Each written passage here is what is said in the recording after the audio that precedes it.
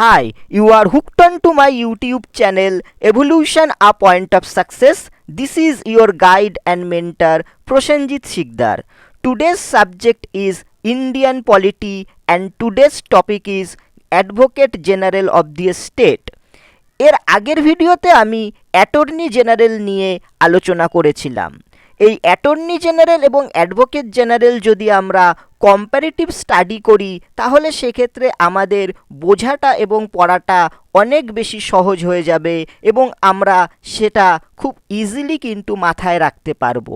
তাই তোমাদের কাছে অনুরোধ রইল তোমরা অবশ্যই এই ভিডিওটি দেখার আগে অ্যাটর্নি জেনারেলটা তোমরা দেখে নিও। অ্যাটর্নি জেনারেলের ভিডিও অলরেডি আপলোড করা হয়েছে, অলরেডি চ্যানেলে রয়েছে, যার লিঙ্ক ডেসক্রিপশন বক্সে দেওয়া থাকবে। তাহলে আজকে আমরা advocate general of the state নিয়ে আলোচনা করব। তাহলে চলো শুরু করা যাক। অ্যাডভোকেট জেনারেলের কথা আমাদের কনস্টিটিউশনের পার্ট নাম্বার 6 অর্থাৎ 6 নম্বর অনুচ্ছেদে বা 6 নম্বর পার্টে দ্য স্টেটসের আন্ডারে রয়েছে। অ্যাডভোকেট জেনারেল রয়েছে আন্ডার পার্ট 6 এবং সেই পার্ট 6-এর আর্টিকেল নাম্বার অর্থাৎ ধারা 165 165 নাম্বার ধারাতে কিন্তু অ্যাডভোকেট জেনারেল অফ দি স্টেটের কথা মেনশন করা হয়েছে। যেরকম আমরা জেনেছিলাম যে attorney general is the highest law officer of our country, ঠিক একই রকমভাবে এটাকে যদি আমরা কম্পেয়ার করে পড়ি তাহলে জানব যে advocate general is the highest law officer in the state and he corresponds to the attorney general of India. এবার চলো দেখে নিই এই অ্যাডভোকেট জেনারেলের appointment and term. Advocate general is appointed by the governor, অর্থাৎ রাজ্যপালের দ্বারা কিন্তু আমাদের অ্যাডভোকেট জেনারেল মনোনীত হন। এবার চলো এই অ্যাডভোকেট জেনারেল হতে গেলে তার কি কোয়ালিফিকেশন থাকা দরকার সেটা জেনে নিই। He must be a person who is qualified to be appointed a জাজ অফ এ হাইকোর্ট, অর্থাৎ তাকে হাইকোর্টের জাজ হওয়ার সমতুল্য হতে হবে। অথবা এবার যদি আমরা প্রশ্নটা উল্টোভাবে করি যে হাইকোর্টের জাজ হতে গেলে কি কি কোয়ালিফিকেশান বা হাইকোর্টের জাজ হওয়ার যোগ্য এরকম ব্যক্তিকে, হি must be a citizen of India, অর্থাৎ নাম্বার 1 তাকে অবশ্যই ভারতবর্ষের নাগরিক হতে হবে এবং number 2 he must have held A judicial office for 10 years, অর্থাৎ তাকে 10 বছর জুডিশিয়াল অফিসে কাজ করে থাকতে হবে বা কাজ করার অভিজ্ঞতা থাকতে হবে। অথবা or he must have been an advocate of A high court for 10 years, অর্থাৎ তাকে যে কোনো রাজ্যের হাইকোর্টের 10 বছরের অভিজ্ঞতা থাকতে হবে বা 10 বছরের ওকালতি করতে হবে। এবার চলো দেখে নেওয়া যাক অ্যাডভোকেট জেনারেলের টার্ম অফ অফিস, অর্থাৎ তিনি কতদিন তার অফিসে বহাল থাকবেন। দেখো আমাদের কনস্টিটিউশনে অ্যাডভোকেট জেনারেলের কোনো ফিক্সড টার্ম নেই, যতদিন রাজ্যপাল চাইবেন ততদিন কিন্তু তিনি তার পোস্টে বহাল থাকবেন। এবার চলো দেখে নিই রেজিগনেশন, অর্থাৎ তিনি কার কাছে তার ইস্তফা জমা করবেন বা রেজিগনেশন লেটার জমা করবেন।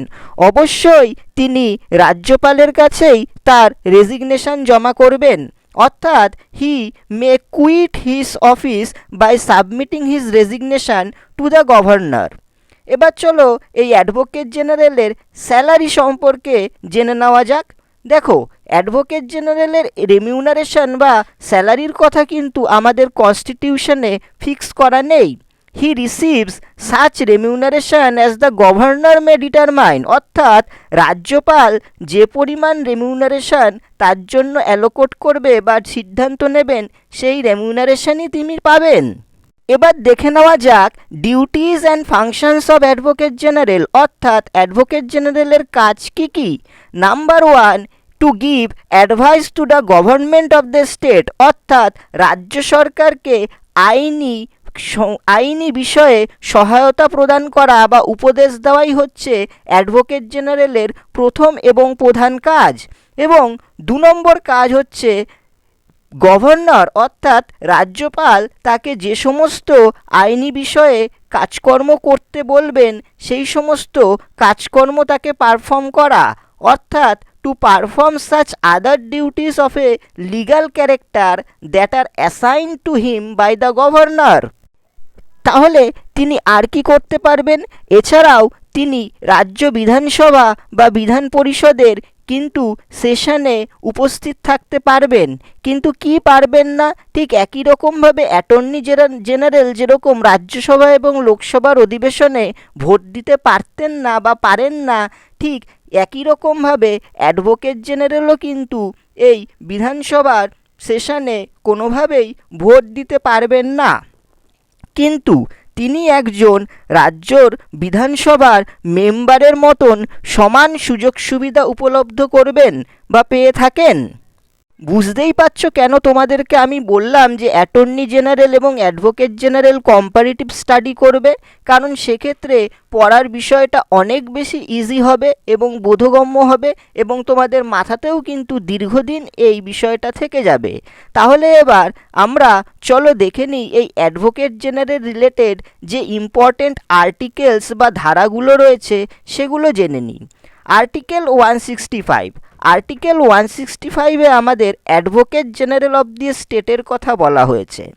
Next article is article 177। এই আর্টিকেল 177-এ বলা হয়েছে rights of advocate general as respects the houses of state legislature and it's committee, অর্থাৎ রাজ্য বিধানসভা এবং তার কমিটিতে উপস্থিত থাকার অধিকার। যে সমস্ত অধিকারের কথা একটু আগেই বললাম, যেরকম অ্যাটর্নি জেনারেল আমাদের রাজ্যসভা এবং বিধানসভার অধিবেশনে উপস্থিত থাকতে পারেন কিন্তু ভোট দিতে পারেন না, ঠিক একই রকমভাবে আমাদের রাজ্য বিধানসভার ক্ষেত্রেও অ্যাডভোকেট জেনারেল উপস্থিত থাকতে পারবেন কিন্তু ভোট দিতে পারবেন না। এরপর নেক্সট ইম্পর্টেন্ট আর্টিকেল হচ্ছে আর্টিকেল 194 অর্থাৎ ধারা 194।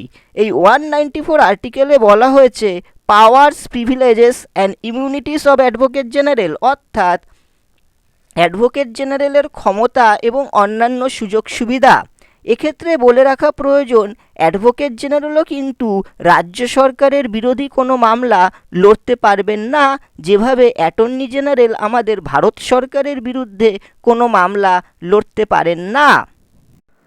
এখানেই আমাদের অ্যাডভোকেট জেনারেল অফ দি স্টেটের এই ডেটাগুলো মনে রাখলেই তোমাদের ক্ষেত্রে কমপ্লিট। এবার যাওয়ার আগে তোমাদের জন্য একটা প্রশ্ন করে যাচ্ছি, এই প্রশ্নের উত্তর তোমরা অবশ্যই কমেন্ট বক্সে কমেন্ট করে জানাবে। Who is the present advocate general of West Bengal, অর্থাৎ পশ্চিমবঙ্গের বর্তমান অ্যাডভোকেট জেনারেল কে? এটি তোমরা এই প্রশ্নের উত্তরটি তোমরা অবশ্যই কমেন্ট বক্সে কমেন্ট করে জানাও। With that this is Prasenjit Sikdar signing out from Evolution A Point of Success. Till we meet next, keep studying, keep watching, keep sharing. Don't forget to subscribe, like and comment.